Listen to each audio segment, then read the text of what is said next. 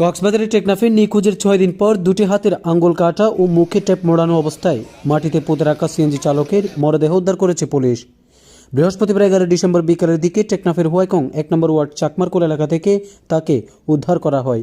উদ্ধার হওয়া মরদেহটি টেকনাফের হুয়াইকং 1 নম্বর ওয়ার্ড কেরন্তলি গ্রামের আব্দুল জলিলের ছেলে সৈয়দ মিয়া। বিষয়টি নিশ্চিত করেন নিহত চালকের স্ত্রী রুকসানা জাহান। স্ত্রী রুকসানা বলেন, গত শুক্রবার সন্ধ্যার পর আমার স্বামীকে সন্ধ্যার দিকে ঘর থেকে ডেকে নিয়ে গেলে এরপর থেকে তার কোনো খোঁজ মেলেনি। নিখোঁজ 6 দিন পর আজ বৃহস্পতিবার দুপুরের দিকে হুয়াইকংয়ের চাকমারকোল এলাকার একটি চাষের জমিতে মাটিতে পুঁতে রাখা অবস্থায় তার মরদেহ পাওয়া যায়।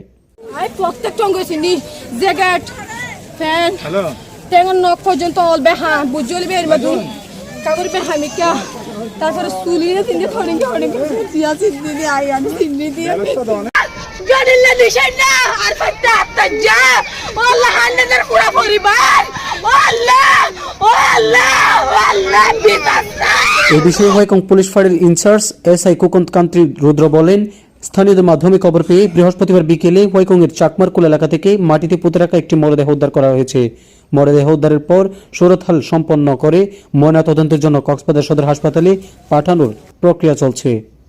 এই সময় ঘটনাস্থলে police bureau of investigation PBI এর একটি টিম উপস্থিত ছিলেন। আইসি কুকন আরও বলেন, ঘটনার সঙ্গে কারা জড়িত তা খতিয়ে দেখা হচ্ছে। তদন্তে জড়িত ব্যক্তিদের শনাক্ত করে আইনানুগ ব্যবস্থা গ্রহণ করা হবে।